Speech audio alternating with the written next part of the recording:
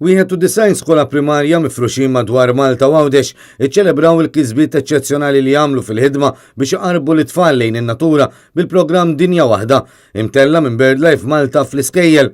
Wara s-suċċess tal-premijiet tas-sekondarja li tqassmu ftit tal-ġimgħat ilu, il-kisbiet tal-iskejjel primarji fl-aħħar sena skolastika kienu rikonoxxuti waqt iċ-ċerimonja ta' tqassim tal-premijiet tal-programm għall-primarja fil-Palazz tal-President. 60 skola rċivew il-Gold Award, 2 skejjel ingħataw is-Silver Award, 8 skejjel ġew ippremjati bil-Bronze Award u 21 skola ngħataw iċ-ċertifikat. 38 skola żammew il-Blue Banner wara li rebħu l-Gold Award u 6 skejjel oħra ngħataw għall-ewwel darba l-Blue Banner wara li rebħu l-Gold Award għal 3 snin konsekuttivi. Il-premijiet qasmu lill-iskejjel mill-President akkumpanjata mill-Kap Eżekuttiv ta' BirdLife Malta, Mark Sultana, l-Education Manager ta' BirdLife Malta, Sara Brady u Charles Zoppardi, Executive PR and Marketing tal-Bank of Valletta.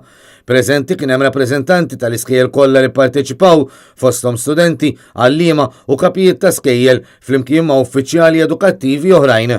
F'diskors tal-okkażjoni, Mary Louise Colejro Preka faħret dan il-programm u l-persuni involuti għal kontribut tagħhom.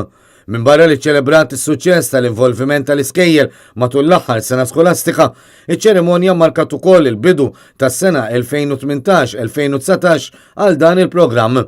L-inizjattiva Dinja Waħda qed isir bil-kollaborazzjoni mad-Direttorat għal Kwalità u l-Standards fl-Edukazzjoni bl-appoġġ tal-Bank of Valletta. Il-programm ilu għaddej għal aktar minn 20 sena.